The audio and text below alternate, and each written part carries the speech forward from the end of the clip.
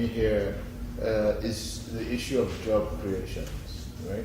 And that's been a big issue for a long time. In fact, you could say it peaked right about this, the period of the Second World War, and there was a brief period where there was honeymoon, and then since then, from the 1970s in particular, it seems to have gone down.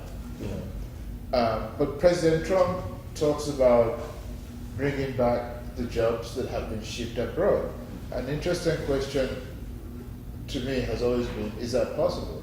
Are those jobs coming back, or are we going to have to find new ways to create new jobs? That would be an interesting conversation in addition to that. Next, Reverend Conrad Tillard. I suspect he's going to give more meat to the figures and the polls. Well, the polls gives us some sort of a direction of how things are flowing. Mr. Baker here talks about a lot of money and numbers that most of us can comprehend, but he's going to make. Hopefully he'll be more upbeat than me. I'm afraid that that's all I'm left with after a pollster and an economist. But what I do offer, because I have no training in economics, just a little, certainly I've worked as a high school student for a pollster, but I, though more anecdotal, I think I can fill in some gaps and empty spaces and put more meat on the bones, because I'm a pastor and I'm a keen observer of social and societal trends and cultural trends. And I think this is where the rubber meets the road with this stuff.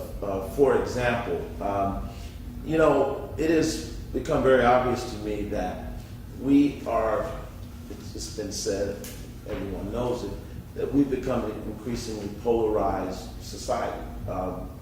I think we are basically at the level of where America was right before the Civil War. In terms of, you have different regions of the country, and you can look at the electoral map, and with very few exceptions, you have fundamental ideological and cultural differences that have divided this nation, made our national elections, they will forever, until this issue is either resolved or changed, they'll have razor thin margins because the red states ascribe to a particular worldview, the blue states ascribe to a particular worldview. The only exception to that is that the people at the top are almost completely in agreement in terms of their economic worldview. And that's why you don't get a lot of difference in terms of the grassroots level, the working class, the middle class. You see very little differentiation from when the Republicans are in office and the Democrats. The fact of the matter is, America's original sin and our economy, which at first was based on slavery, then went through the Gilded Age. And in both of those situations, it was about the rich getting richer. It was about a small group of people benefiting broadly, and the masses of the people suffered greatly. Around World War II, because of the great advancements in technology, because we were perfectly situated as a young country with tremendous manufacturing capacity, we were perfectly situated to have an economy that just really, really took off. We had, before World War II and during World War II, a president who had testicles. He had the ability to say to the banks, he had the ability to say to the ruling class, ironically his class, that we've got to give a square deal to the working class person, the little man. Ironically, when Franklin Delano Roosevelt, and this is the racial component of this, when a white president is in office, he can be like Trump. He can be a son of a bitch. The only thing he's mandated to do is get the economy moving, make the country feel safe. And we live in a country where a rock-jawed white man can always make the country feel safe. That doesn't mean he has to do anything differently. It doesn't mean he brings any competence to the arena, but just his mere presence has a calming effect and a reassuring effect. That's why you heard people overnight when Trump was elected saying, we feel better, the economy feels better, we feel safer. Nothing had happened differently from when Obama and Trump exchanged places, but the perception was important. Talk about my friend Kudlow.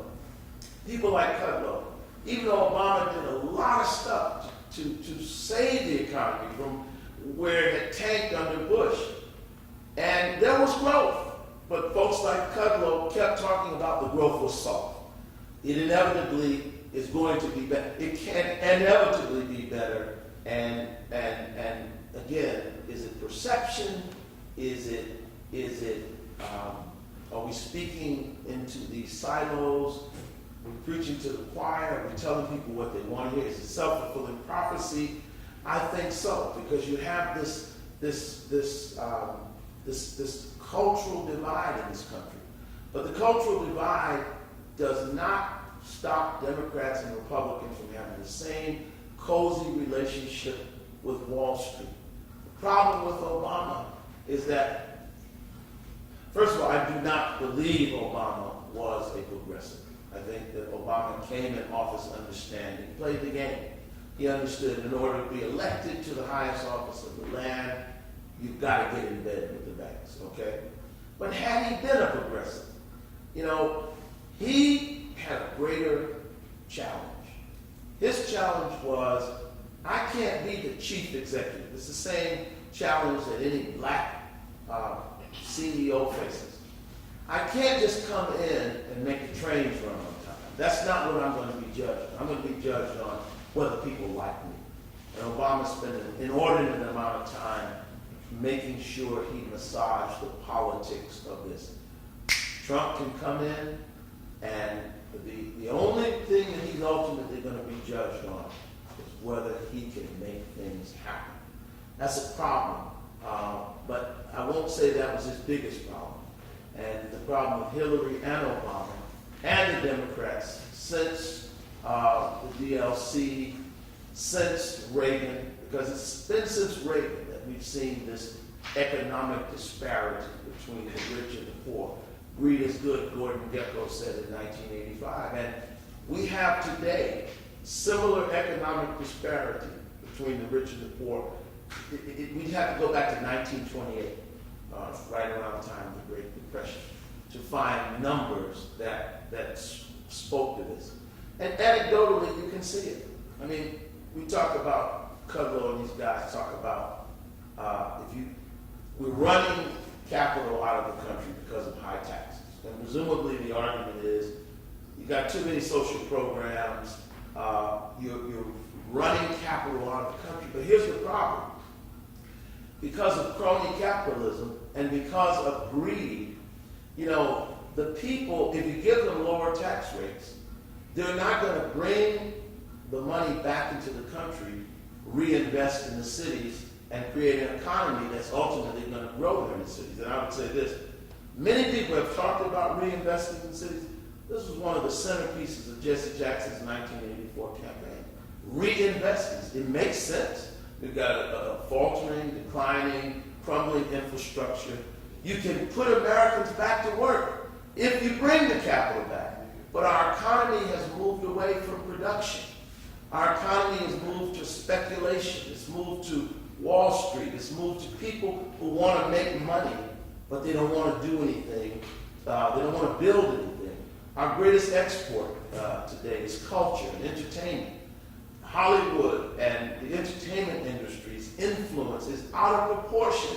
Every young person coming out of school today wants to either be in the entertainment business or an entertainer, because we are promoting this concept that it's not really important to build anything. It's not really important to accomplish anything. Kim Kardashian shows us, Paris Hilton before her, that it's just good enough to be famous. And if you're famous and you can make money, then that's all that really matters. And that's the mentality that we're suffering. Look at New York, for example. Our economy today has created a real estate crisis in this city. You not only see it in places like Brooklyn, where in the 1960s and 70s, working class people with working class jobs could afford a home. They could send their children to college. Those same homes today are out of reach of their children and out of reach of all working class people. What happens to an economy when you have vast tracts, like the majority of the city, where working class people, and when I say working class people, I'm talking about subway drivers, I'm talking about teachers, I'm talking about cops, cannot afford to buy homes in the community in which they live. This is where I used to live, on Bainbridge Street in Brooklyn. And another anecdote, Mr. Green was a subway driver. He bought his home for $25,000, and he lived there, raised his family. He retired to South Carolina. He ultimately sold his home to a banker for $1.8 million. This is the problem in our economy. But it's not only in New York City. Go out to New Rochelle, Bronxville, Scarsdale. Used to be that you could go to a town like that, and now you see empty stores. Empty stores, where there used to be a bakery, a cobbler. I mean, they want top dollar for the place, this is what crony capitalism does, for the place where the cobbler used to be. No longer any regard for the quality of life or the goods and services in that town. It's about trying to get, you can't find a gas station in Brooklyn anymore because you make more money building luxury housing than you do having a gas station. And so what I'm saying is our economy is motivated and driven now by greed. You know, the right-wing crowd, and I'm equally as critical of the right and left, they used to say, America, love it or leave it. If you don't like it, leave it. But I watched that after 9/11, when the TSA was introduced by President George Bush, they were 100% behind him making us safe. I watched that same TSA under an Obama administration be accused of being intrusive, being accused of denying people liberty. And what I'm saying is these perceptions we have, these divisions that we have in this country is creating an untenable situation, and the economy is the fault line. Yes, it is true that it's only a few wealthy people at the top. And it is regrettable that people in the red states who listen to Kudlow and who listen to people like Alex Jones and InfoWars and listen to Sean Hannity and Rush Limbaugh. Sean Hannity talks about hard work. I know about working hard. But let me tell you, I have been in talk radio. I have worked professionally in talk radio, currently in talk shows. Working at a radio station is many things, but hard work it is not. And it really disturbs me when I hear a guy like Hannity lecturing his audience about the value of hard work. And he is also a part of this conspiracy to promote the interests of the ruling class, sitting on his butt through endorsements and a high salary, making millions of dollars, and lecturing people who are working harder than he will ever work in life, but they simply can't make ends meet because the debt is stacked, the economy is skewed. We have forgotten what true patriotism is. I wish I had a chance to talk to some of those guys that have moved all that money offshore. These are American business people who say that if you lower the tax rate, we'll bring all this money back to America. Well, my question is, isn't that the ultimate lack of patriotism, to essentially hold your political class hostage, to take capital offshore and say, we're not going to bring capital back. We will let the inner cities be destroyed. We will let the 95 million people drop out of the workforce. We will let the country's fortunes go into the toilet unless you create a tax rate that allows us to make the ultimate extreme, because this is not an issue of the ruling class and the business class making profit. Henry Ford made plenty of profit. And early in his career, he understood that in order to build a great company and to build a great country, he had to bring people, poor whites from Appalachia, poor blacks from the South, give them $5 a day, which was a fair wage. Didn't stop the managerial class that lived in all those beautiful homes in Detroit. You go to Detroit and people say, where all these beautiful homes come from in Detroit? You think Detroit looks like a third world nation, but when you go to Detroit, you see in all of these neighborhoods, these beautiful homes. And what you don't realize is that the managerial class in the automobile industry made out like bandits. But Henry Ford also understood that you got to give the little man, you got to give him a living wage. And that system worked, and our country grew greatly. So it's not a question of unions. It's not a question of people driving capital out of the offshore. It's a question of we've forgotten what patriotism really is. And if the rich get on the poor welfare mothers for gaming the system, and if the blue-blooded and red-blooded patriotic Americans they claim to pay so much of the tax burden, if they can get on people who don't pay taxes, generally speaking, because they don't have income, then should not that same litmus test be put to them? You hold your country hostage in order to force the political class to give you what you want. And since Ronald Reagan, what they have been giving the ruling class is unprecedented access to capital, access to profits, and it's really driving our country into what some are saying is a second-rate status. Lastly, I want to say, when those working class whites, when those working class Latinos wake up and they understand that at the end of the day, the Republicans are only interested in the interests of the rich. When the little Black Lives Matter folks and gay and lesbian groups wake up, I always say, when two black men meet each other in jail, their biggest problem is not whether or not they can get married. Their problem is they might get killed, or they won't be able to get jobs to be able to afford to have a home in order to have a decent quality of life. These superfluous issues that both parties have sort of perfected and conning the electorate, both on the right and the left, when at the same time Obama's making $400,000 speeches, and he will. Hillary made $400,000 speeches, and they claim to represent the interests of the masses. So lastly, what I'm hoping, because this is an unsustainable model, it really is. I mean, this is unsustainable. I mean, New York is becoming a city of the rich. The poor will not be able to live in the city. You hear them talk about bridges and tolls on East River bridges.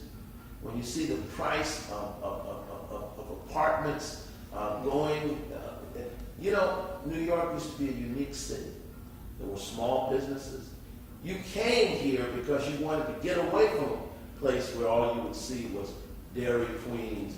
There's a Dairy Queen right now on 14th Street in Union Square. There's a Dairy Queen.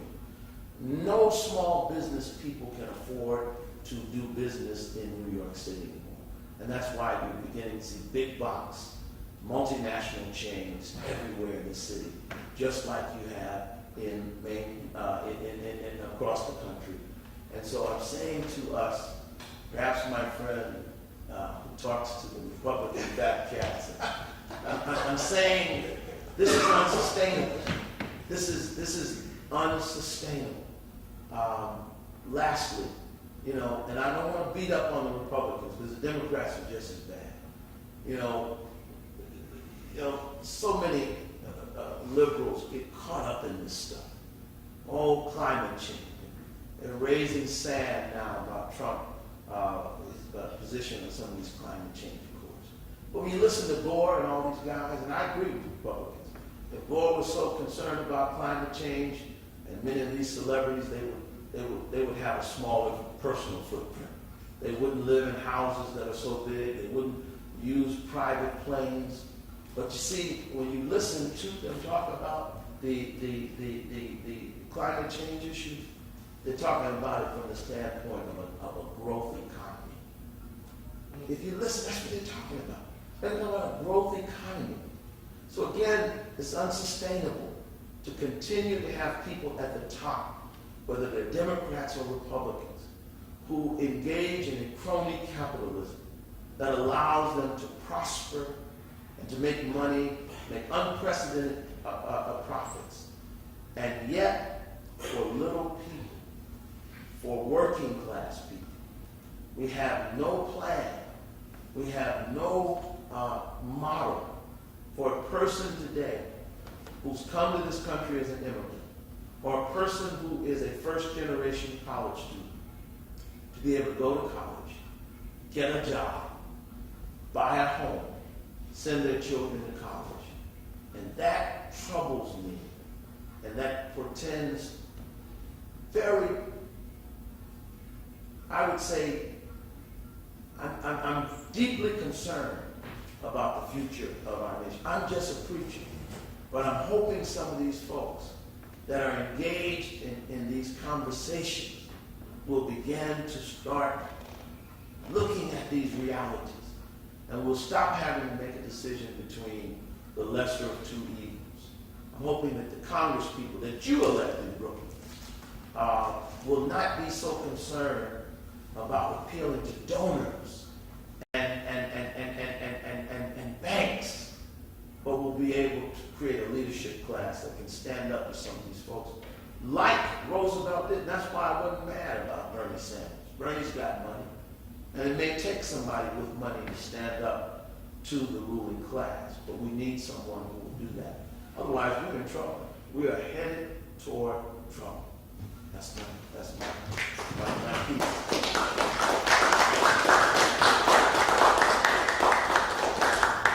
Thank you very much, Pastor Tillard.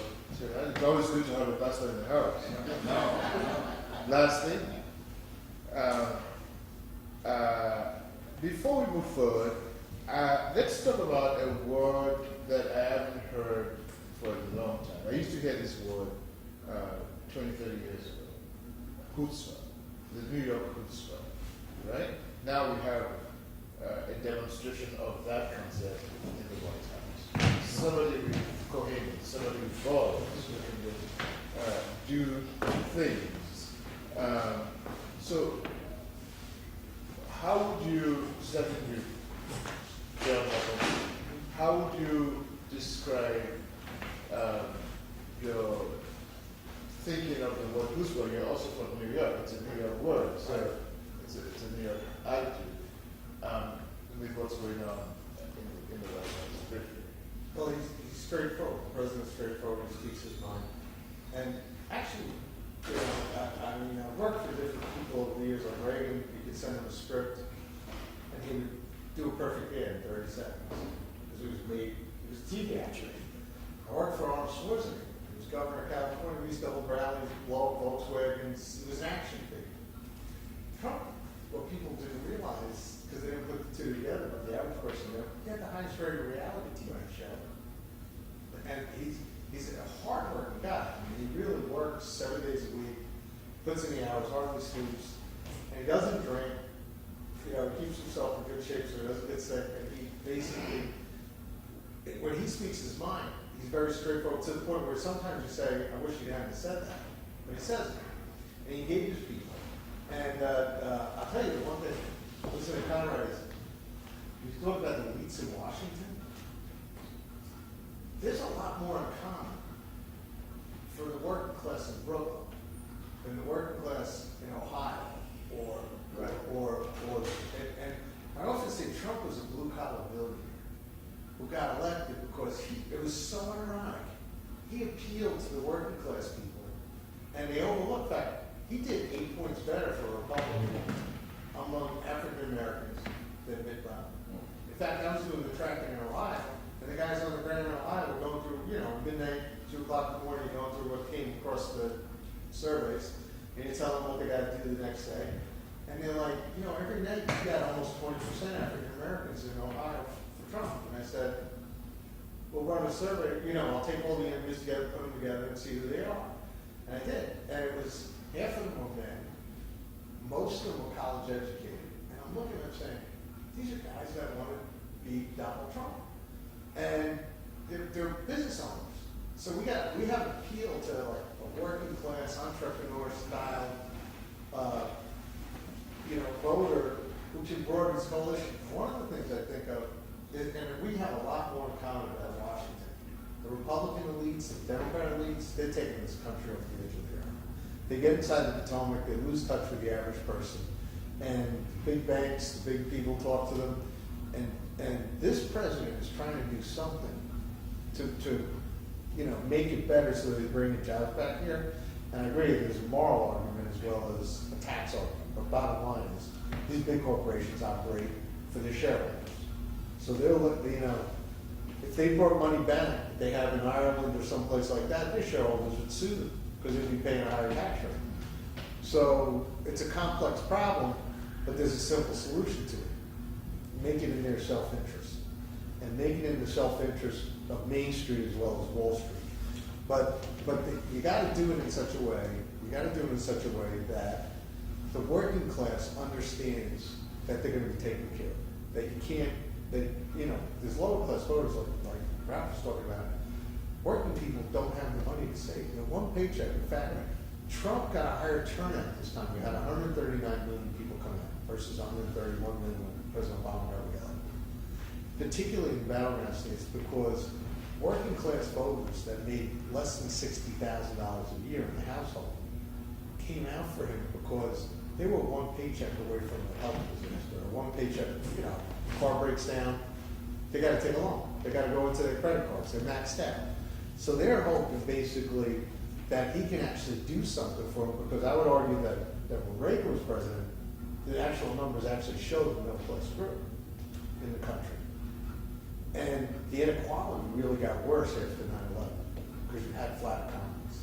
And what's so interesting is Ralph's stats there. I'm looking at him and saying, that's how Trump came about in the United States. The working class feels that the ruling class is against them. And I will tell you, the way the Republican Party is going to grow is not with people who live in high-income suburbs or high-income parts of the city. It's going to be among working class people, and it'll be a diverse coalition. I can tell you when the governor of Georgia is one of the clients, Nathan Deal. Nathan Deal beat Jimmy Carter's grandson because we got double digits among African American voters. The lieutenant governor, his lieutenant governor got 20% running against an African American woman. Why? They created more jobs, they reduced the prison populations, the drug courts and other initiatives, and they improved education by bringing in school choice, that you can open up a charter school anywhere in Georgia. It's in the state constitution. So when you expand opportunities for people, and you can see Georgia's booming, it is booming. So as that happens right now, and they did it while the national economy is not doing so well. Well, they did it because they were actually expanding opportunities for everybody and really looking for the working class people and not necessarily all these elites that they're going to be fine. They're going to be fine. And guess what? If you raise their taxes, they're going to find an accountant that they don't have to pay. And the rest of us are the ones here where we're the ones who need the relief. And if we get the relief, we actually will expand the economy. So there's more in common. Well, but Trump. But I'm really glad you listen to Cuzzo and Hannah. I do. Well, yeah, that's how that's how Monty beat Romero. I mean, you have to listen to the other side. But here's the thing. Trump, in my view, really cynically tapped into that. I mean, people in Ohio are not voting for Trump because he's a Manhattan billionaire, okay? They're voting for Trump, and they went with Trump for several reasons. Number one, I knew that Hillary Clinton would never be elected, okay? I knew from listening to Hannity and Rush that Obama was going to be president because they were so focused on the Stop Hillary Express that by the time they had destroyed her, was that?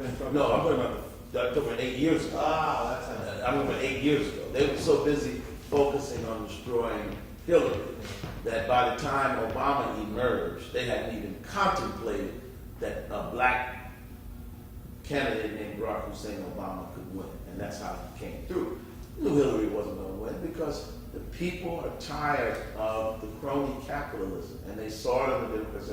Plus, she simply lacks the grace, the warmth, and the sincerity. She's not as good a bullshit artist as her husband. But here's the issue. Trump cynically tapped into that. When he talked about, hey, if companies leave the country, I'm going to stop them. That I'm going to fine them. This was completely Machiavellian. He had no interest in doing that. No, he's sincere. Well, I haven't seen him do it. But the point was you got to be on the other end of the phone. But the point is, well, with Trump, I'm not even. He probably can't do it legally, as you said, and he doesn't have a clue about that. But the point was, he said that, and that resonated with people because it is true. People wanted an assertive leader. Again, that was his advantage, his right, his privilege as a white male. I can be a boss, I can kick ass. As long as I get this company going, that's what I'm going to be judging.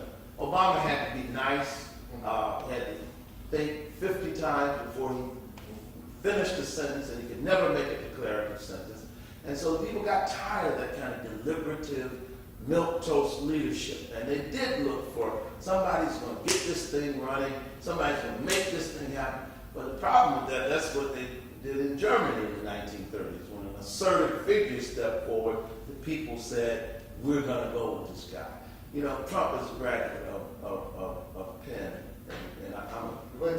I'm a graduate of Penn. I was in the College of Arts and Science. Penn has the most billionaires and millionaires of any Ivy League school. But my good friends who were in the Wharton School when I was in college, they thought they were hot shots. This back in the 80s. And I used to joke with them. I used to say, you know, you guys are not getting a good education. You're basically just getting a glorified trade school education. Well, they get so mad because they thought they were going to be captains of industry, and they weren't used to people talking to them like that. And I said, man, you guys don't know enough about the world. But as I came into ministry and grew up and I understood how often I had to go to these guys and ask them for money, I started to feel bad about that. I started to feel bad. I said, man, I talked about these guys real bad. And everything I do, I'm always going to give money. These decent guys, so they would give it. And I started to feel real bad about it. But then Trump got elected. And then I picked up the phone and called all the rest of them. I said, see, you didn't learn enough about history. You don't know enough about other cultures. You didn't study the humanities enough. You just learned how to make deals and put deals together. And what I'm saying is, my friend, what the people, and this is what he's going to find out about the American electorate, is very fickle. And I guarantee you, when he doesn't put those people back to work in those red states, they are going to roast him, tar him, and feather him. And the only way he's going to be able to put them back to work is to break from this trend that we've had in political leaders, including Obama, when we've had a slew of leaders say that America can't make jobs producing and manufacturing anymore. Those jobs are gone for good. If you have that mentality as a president, you will never be able to put people back to work in the red states. And you're right. I think he agrees. Well, I want to see it. I haven't seen it. All right, let's hear from. I haven't seen it. Rob, do you have a motion on food Yeah, I mean, So you're here. yeah, Yeah, New so York. how do you see it? I don't think this was necessarily germane to New Yorkers. I think when we talk about this, I think you need to be more specific. I think this is when I look at this economy, when I look at New Yorkers that are doing well, these big bankers and private equity firms, I look at it as more as reparations. It's reparations to these firms. A lot of these companies, like Donald Trump, a lot of these businesses were almost in foreclosure. Some were in foreclosure. And it's during the financial crisis. So when you create a wealth effect, going interest rates and purposely raising asset prices for stocks and real estate, I was thinking about that so-called whisper. I call it reparations for the investor class. I don't necessarily call it whisper. So I think we have to be a little more specific when you say. Well, actually, I know people have money, but I mean, where they come from. we were referring more to Mr. Trump's particular style. His style. Donald Trump's style is more like he's like Reggie Jackson, and I followed his career for like 20 years. I mean, like I tell people all the time, like, when the first business book I read was The Art of the Deal. When we thought of a businessman, it was like Michael Milken from Drexel Burnham. I used to read about these deals that were doing every day in Wall Street Journal. Michael Milken, Carl Icahn, Donald Trump, a black guy I followed, Reginald Lewis. I mean, a lot of guys my age thought they were going to come, who worked in finance, thought they were going to come to New York and be like Reginald Lewis. They thought they were going to wear suspenders and smoke cigars and end people's careers, engage in straight talk, and fire people. You know what I mean? We thought and do these big deals. It didn't happen that way for me, but that's the Donald Trump I know. And so if he's not engaging in straight talk, I would think something wrong with him. He's been off for like 6 months. He hadn't fired 20 people by now. I would know something wrong with him. I'd be nervous. Like, what's wrong with this guy? He's sick. Do your job and you won't worry about getting fired. But I mean, at the same time, he's been afforded liberties that may not have been afforded other people. He's been bankrupt several times. I think his father built his business by buying low and selling high, and then during the late 80s, early 90s, he was, I think, my impression was reading his own fan mail, and he started buying trophy property, like the Trump Plaza, the Trump Princess, which was a yacht. He invested in Taj Mahal, but he also did something that people thought was crazy. He started this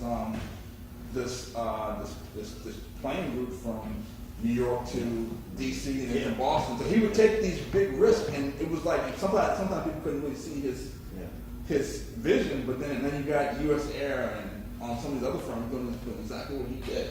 So he swung for the fences. Sometimes he connected, sometimes he didn't. That was the Donald Trump I know. So from that standpoint, I think he does have, let's go, but at the same time, he's been afforded liberties that may not have been afforded other people. And I think Goldman Sachs and Morgan Stanley, all these firms had hustle, they were basically investing in proprietary trading, and they were making billions of dollars. But when losses come in, now all of a sudden, they want to bail out. So they want to privatize the profits. When they swing for the fences and take these big risks, the profits belong to us, but when the losses come in, they want to socialize the losses, and it's our problem. And that's what FDR, so when you say, I'm talking about a class that I didn't necessarily grow up in. When you talk about Whisper, that's a class that FDR was very familiar with. He knew these people inside and out, that they, you may call it following people Whisper, they didn't want to swing for the fences.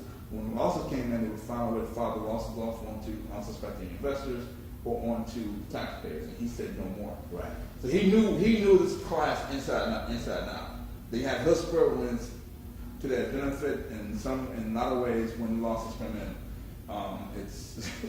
they try to follow up on somebody else. I just briefly on that. Well, let's make it brief. Okay, that'll be very brief. And we have a few questions. Okay.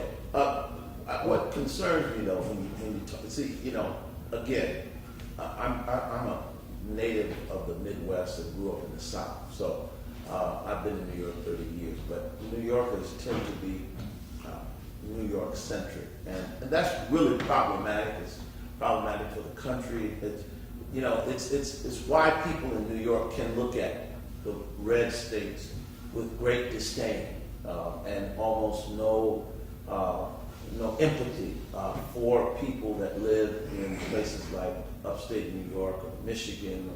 And so that concerns me, because when you talk about the President of the United States, It's a job that requires a sensitivity and a understanding of multiple and many disciplines. I mean, you've got to be many things.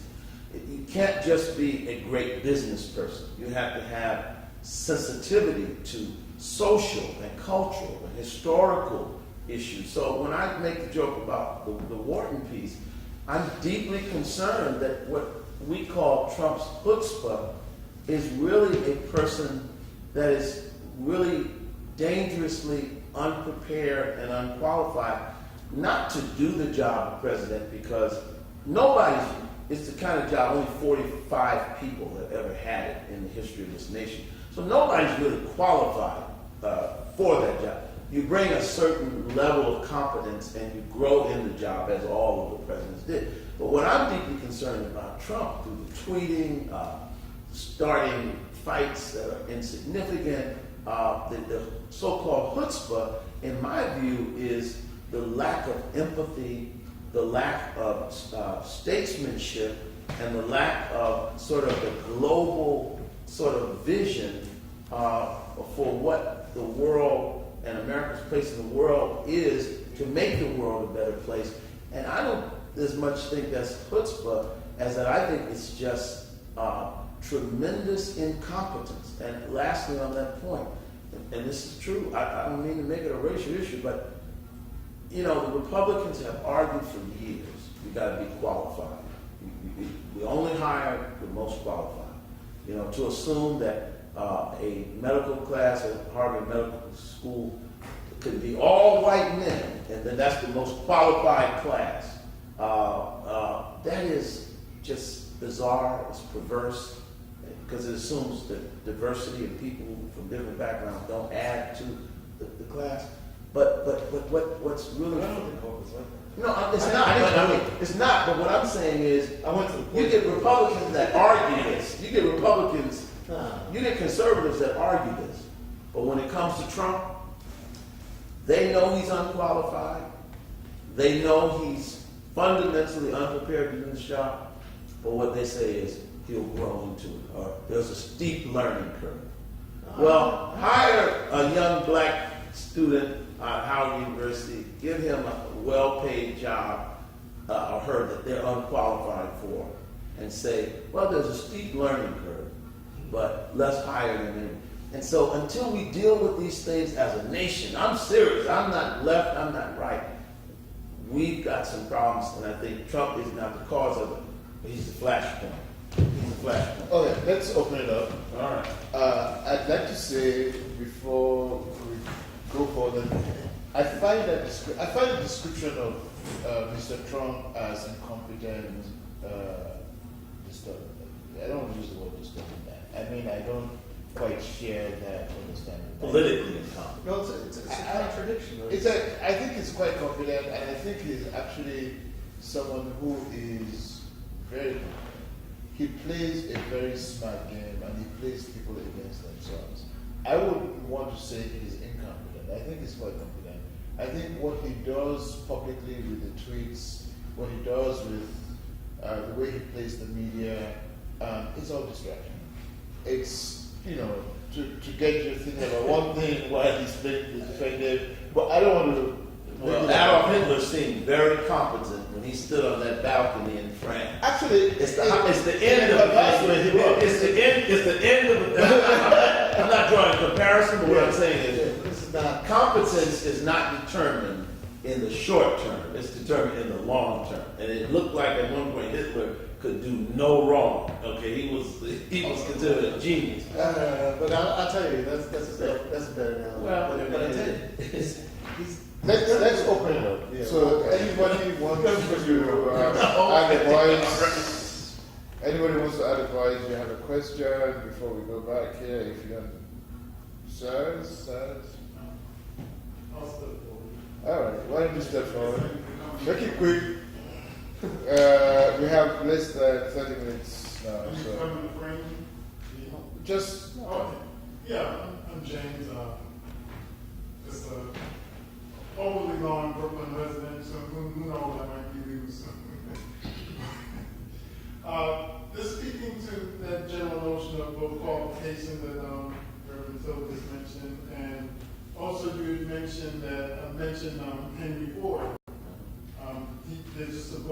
Fordsmen, great industrialists like Edison,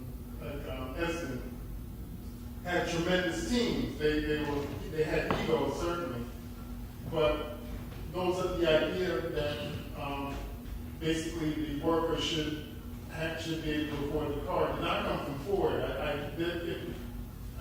One of his lieutenants basically came from that area, but he had a tremendous team.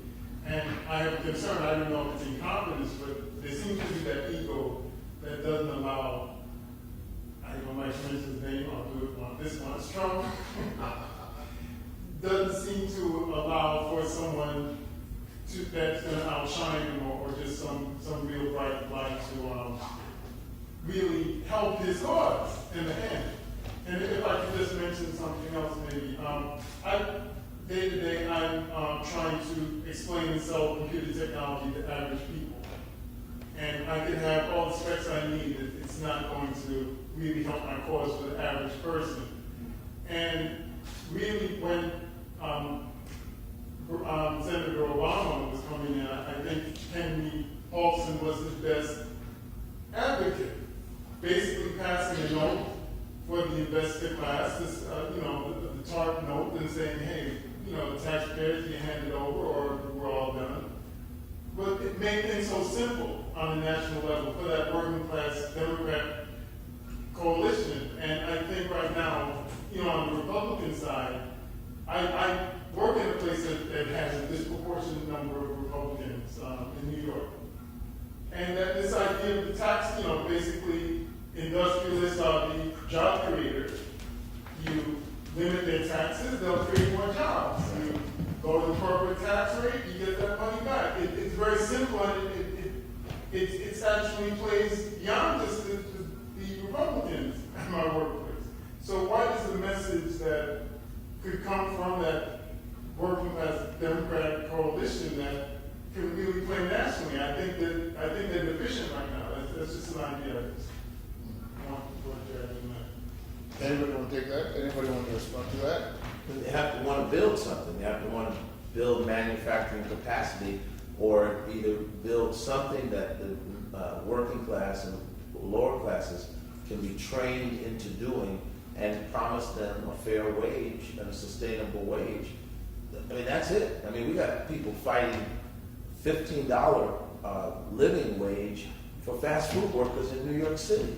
So in other words, you got to give up something. Everybody can eat, but you got to be able to give up enough where people can sustain themselves. By the way, Henry Ford being so that they paid $5 an hour, he had to pay that to get those people to move. The market drove that. Well, that's the point. But that's the point. And the point of it, like the Trump tax cut, where it's really going to create jobs, is they're taking the lower rate and they're applying it to subchapter S corps and small businesses. So the small business guy who has a growing business, I don't know what kind of business you're in, but if you're in Manhattan, there's more Republicans than Democrats. That's not typical. But if you have the small businesses paying a lower rate instead of a higher personal rate, they will hire more workers. And they will hire more workers at a rate that the market has to dictate that they're going to pay, and they'll be higher than the so. Why do they fight at 15? And that's so, because what happens is that's the argument. But then they flex that muscle again and say we're not going to pay workers a sustainable wage. The businesses we're arguing about are those service industries where they're like on a thin line, where they have a franchise where their food or they're like McDonald's. Or they have 5 or 6 franchises. Or Dunkin' Donuts or something like that. That's not the kind of jobs we want. We want the manufacturing jobs. We want the building jobs. We want the tech jobs. We want the jobs where when the workers get paid, they can go home and feel like, I've got job security, I got a good paycheck, I got good benefits, and I'm happy right now. Well, we've had more Republican administrations since 1980 than Democrats, and the Democrats have been bad. Where have those jobs gone? Why are adult male and females working in that? Well, can we add to that question too? Where has those jobs gone? One, where did all that money go? When we talk about $30 trillion, Unbelievable. I mean, where did it go? That's one. Two. I want to also represent the voiceless here, which is pretty much the rest of the world, particularly the African continent. The fact that this is something that is never really talked about in this society, that the rest of the world, through international trade, through the use of the US dollar as currency for exchange, international exchange, subsidizes the US economy.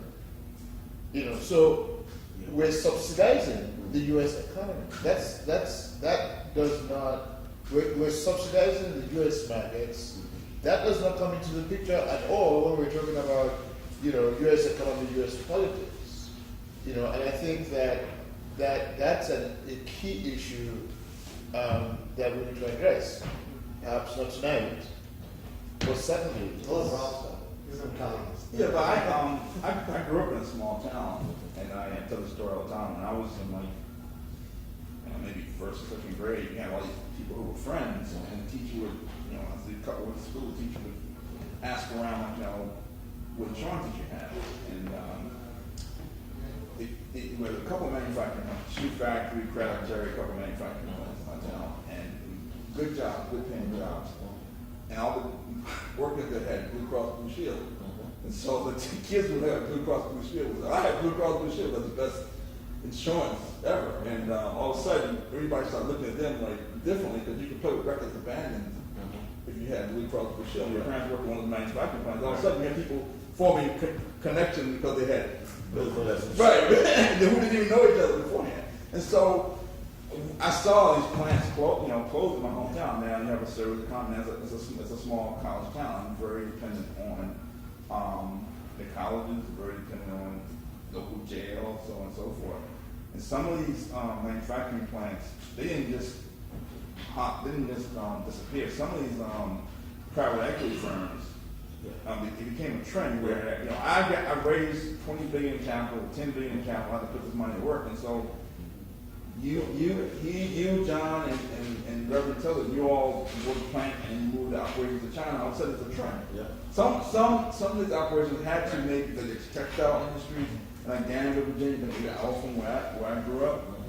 Town's it's like a ghost town now. But some of those jobs were exacerbated by lower wages in China and other countries. But some of these plants weren't. Some of these plants, private equity firms bought them and started them and moved the operation to China because it was Mexico, because it was a trend. You follow what I'm saying? And that was and the quiet is kept. A lot of plants closed in the state of Virginia during the Bush administration.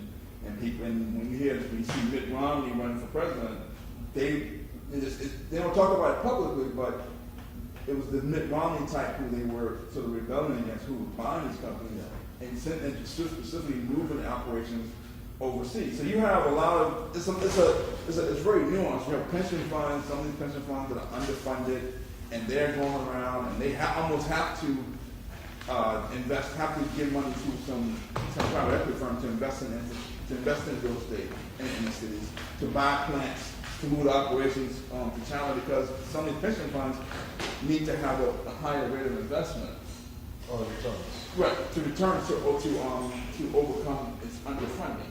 So you have these pension funds who some of us are part of, who are actually giving the money to the private equity firm, who are buying up all the real estate, gentrifying some of these cities, who are buying these plants and moving operations to China because they think that's the way to earn returns. So some of the plants were, like textile industry was exacerbated by China. Some of them weren't. Some of them were private equity firms, bought these firms, and specifically moved them overseas, and nobody's talking about that. They're saying, well, we need to bring manufacturing jobs back. Some of these jobs aren't coming back because you still have an investor class who's specifically targeting some of these plants and saying we can cut companies that are making money and paying fair wages. We can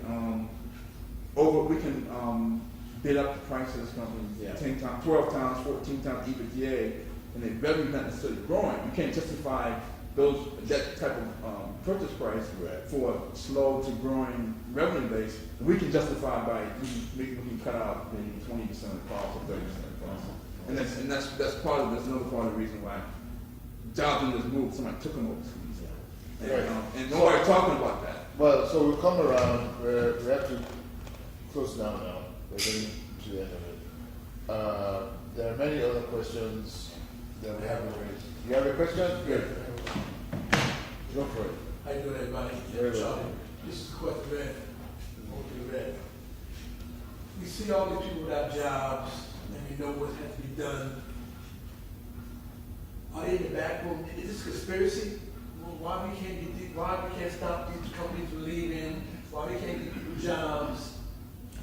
Yeah, well, it's a conspiracy of greed. I mean, all you have to know about Trump, Roger Stone, Paul Manafort, I mean, these are people who engineered and introduced and exacerbated this sort of this crony capitalism. Capitalism says that the free markets will determine what something costs. But capitalism also has an implied sort of belief that, hey, if I work hard, I can get ahead. And I'm saying there's nobody, not the most optimistic, only the people that don't want to see. Americans who work hard can't get ahead anymore. And if we really want to make America great, we want Danville, Virginia to be great. We want Rochester, New York to be great. We don't want to see whole swaths or regions of our country decimated.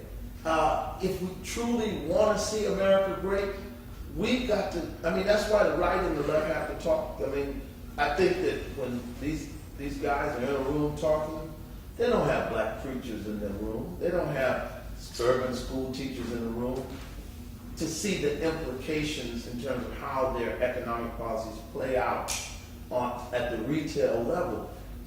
Look, it's the ruling class that make the jobs. That's a fact of life in a capitalist economy. But at the same time, I don't see how anybody who's a quote-unquote leading citizen, or, you know, there used to be these town fathers that, you know, took great pride in their cities prospering and being good places to live. I don't see how anybody in the economic leadership class can take pride as they scan the landscape of America. I mean, look at Ohio, for example. Whole counties and regions decimated by drug addiction. The same thing that we saw in the inner cities when they were decimated because of these economic policies. You're seeing now in these red states where blue-collar whites live. No jobs, no hope, people are dying. And when you speak about Husserl, when you think about Husserl, that's what I envision Husserl is, like someone who can speak truth to power. Regardless of whether you're my friend or not my friend or my adversary, whether you're in my cabinet or not. Some of the people, like some of these private equity guys, you know, are friends with, you know, President Trump, friends with every president, President Obama, Hillary Clinton, who can speak truth to power. People we talk about today, people we remember today, and I keep going back to the period of the 30s, because it reminds me of this period. People we talk about today, this country is a great country because great people came before us.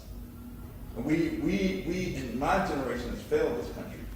Great people came before us, and we even heard of something that we kind of like, you know, I wouldn't say let down the bomb, but we've kind of like lost that discipline, lost the spirit of the great people who came before. Think like Ferdinand McCoy, you think about Charlotte Glass, Henry Stiegel. FDR was from the wealthy class and was hated. He was hated when he was alive. We talk about these people now because we had the benefit of hindsight. We had no FDR. We had this Barack Obama running around with FDR uniform on, saying, I'm like nothing like FDR. So to Husserl, we need someone who can speak truth to power. And all these people were not very popular when they were alive. So, you want to be popular, you're the one. So we have Husserl invited now. Yeah. Right, yeah, and right. Do we have any other contribution? One last thing about that conspiracy. You're saying Trump is blowing up the TPP trade pact. He's renegotiating NAFTA. I mean, he really is fighting the establishment that you're talking about, and the establishment, a lot of the grief he's getting that he lashes out at is from the establishment. They don't like this guy. He's rocking the boat. Yeah, he's well. They look at him and it's like, and his heart is, he's going to surprise you. His heart is in the right place as far as Well, I hope so. I hope that he's successful. You're going to the White House. Talk to him. So you can be in the room. one question I think it's coming. I'm actually just going to make a statement really quick, really. I hope to be quick. John, I think I disagree with you that he's anti-establishment. Because in this very cabinet, I don't think you can look at this cabinet and measure him as anti-establishment. Because there's 4 millionaires in here. Now, let's address what you talked about in terms of what the panel talked about was creating jobs everywhere. I think this country is going away from that many years ago. There was a time as an immigrant, I looked at this country from the outside in, and made in America meant something. Do you think that those guys in Ohio, who's digging coal out of those mountains, those jobs are not coming back? Let's just be real with it. Some of them have coal productions of 19%. John, you're an optimist in this case. I'm a bit of a realist. So they're coming back. But there's other jobs coming You know, back. what I'm saying though, in the grand scheme of things, like the money that's being made from sending these simple things like Levi's, 1873. Right, why can't we make shoes? You understand what I'm saying? Sure. Nike, the big corporation that sits in Portland, Oregon, the baseballs that you American pastime to hit out of the park. Where are these things being made? So where's the hypocrisy here? Really? At the end of the day, there's deep hypocrisy. So on one hand, you have a figurehead that's saying, let's bring these jobs back. But at the same time, the money that's being made from these things is affecting the policies in which these people write and make their laws. I have a problem with that. I have a huge problem with that. So we can sit here and be optimistic, but at the same time, make no mistake about it, there's a dose of reality that's coming down the pike here. And this didn't just happen with, Barack Obama was getting money from the financial industry. Bill Clinton shipped jobs and NAFTA. If you go back and forth, Mr. Baker, we've talked about this off this family. You talked about it, I'm listening. Well, I'm sure you're listening now. I'm listening. The next show up over here, that maybe we can have some solutions. Because what we're doing here, and I somewhat agree with Reverend Tillard, the hypocrisy, man, it's on both sides. It's on both sides. I think you also have you think of these sort of charismatic figures that you talk about, someone like an FDR, like a Abraham Lincoln, maybe even President Trump, who can. So I think the other part of the equation is nobody's talking about the fact that we are cheapaholics. We love cheap products, and I don't think anybody's looking at Made in America saying, "I'm going to buy if a pair of Levi's jeans is made in America." Yeah, but where is this? Let me read it. Levi's jeans is made in America. If it's $40, if it's made in China, I can buy it for $30. You're going to pay the differential, knowing that it does help, your local economy. So what? That's what I'm going to say. At some point, if you tell people, listen, when we were in World War II, and I hate to use that, the only way we could win that war is Americans had to buy bonds. Yeah. They had to sacrifice. Right. And what I'm saying is, at some point, when you talk about global economies, the issue of patriotism has to be introduced. You can't ignore the fact that just because something is made cheaper, if Osama bin Laden could make something cheaper, would we import it from him, or would we say, we gotta be self-sustainable? My father's a tailor. Why? If coal jobs are gone, if there's some reason why they're not doing it, why can't we make shoes? Why can't we make the basic goods and manufacture? Clean energy. Why can't we do those things? And that's what I'm saying. It's that crowd.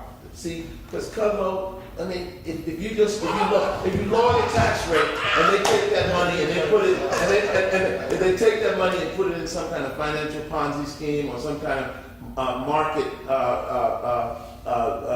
situation that doesn't really create value, doesn't create anything but profits, then what have we gained? That's the point. If you lower taxes on a business that employs people, They're gonna hire more people. Well, All right. Any more contributions? let's hope so. All right. So before we go, Good job. I just people are showing up at 9 o'clock just as well. All right. So this will be our last round. All right. Any contributions? None. None. All right. Our last round. I just want each one of you, to just tell us what we should pay attention to. One thing that we should pay attention to going forward. Let's start. I would think that at some point the president's gonna push the Congress to get a tax cut for the creates jobs. And it's in their own interest, because if they don't do it, they're not coming back. So I would watch that, and I'd watch for the substance of the tax cut, because, like I said, there's a lot of things people don't know about. Republicans aren't doing a good job investment, let alone attacking the problem. But it's gonna be for small businesses, as well as for big businesses, and the whole goal is jobs. And whether it's here in Brooklyn, or it's in Ohio, or, some other place in the country, if it doesn't create American jobs and keep jobs here, it's not gonna work. So that's what it's been from. Tax cuts, particularly for small businesses.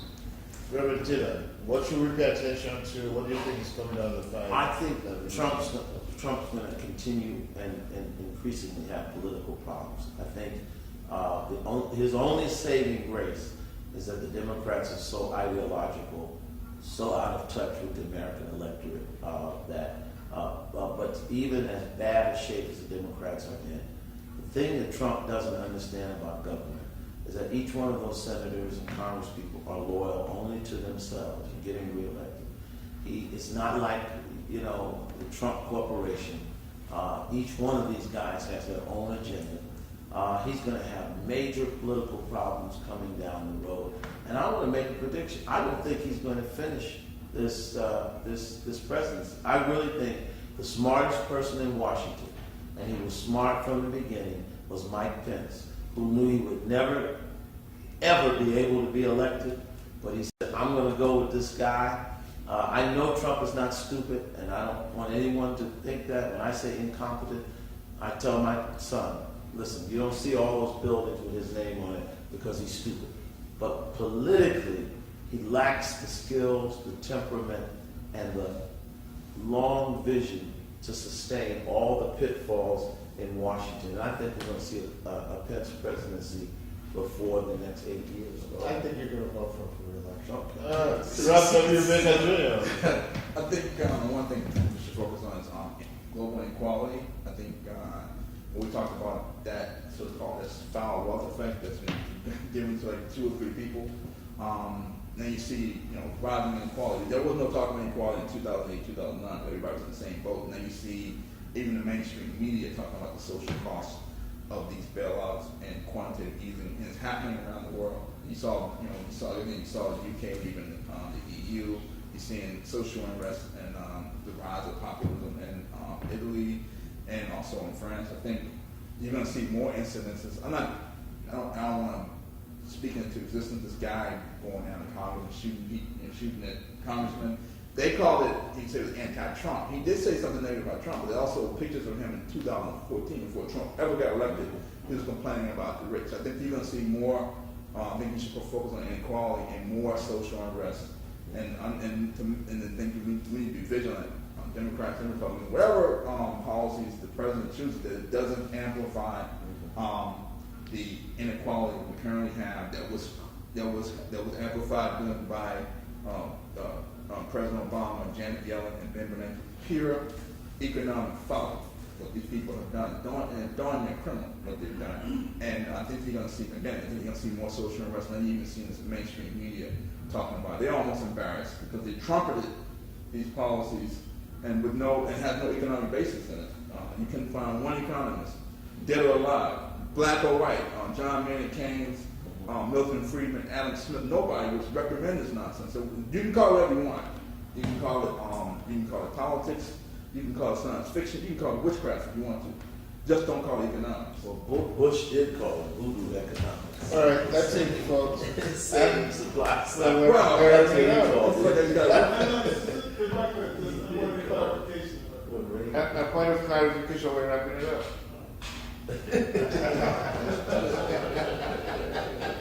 You want to clarify the wrap up? No, I just wanted to see if John could follow up on something. Do we have a minute? You know, What I follow. All right, we'll give you a minute just because. this is, yeah, this might be a little loaded, but just on the tax legislation you're foreseeing. I mean, is it going to be, would you propose, foresee going to reconciliation, meaning partisan, or would they look to, go You know, to- I think if they did the right bill, they could get it through the Senate and the House with Democratic support as well as Republicans. But I don't think they're going that way. But you know, right now, this is the way Washington messes up everything. The best of intentions they're trying to do in this partisan way with the reconciliation, when they should actually be trying to unite the Republican bloc and pick off Democrats who support a growing economy and jobs in the area. So you said every one of them is out for themselves. 10 Democrats in the Senate are up for re-election in states that Donald Trump won. And if they had the right bill, they could get Democratic support. But, you know, there's something about Washington, and this is what I agree with, the president's getting an education about Washington. But I ultimately think he's going to be successful. And so I think that's a good question. It's a very good question. So up or down, is it going to be reconciliation or not? I don't think it's going to be through reconciliation. I think they're going to have to go with a smaller bill that has bipartisan appeal. All right, we're good? Thank you. All right, let's say a big thank you to our panelists.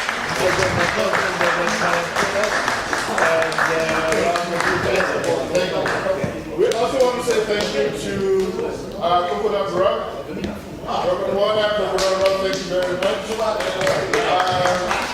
To the good guys in the back who helped with the filming and the streaming, thank you so much. And to you who made it in, thank you. No, I haven't. See you next time.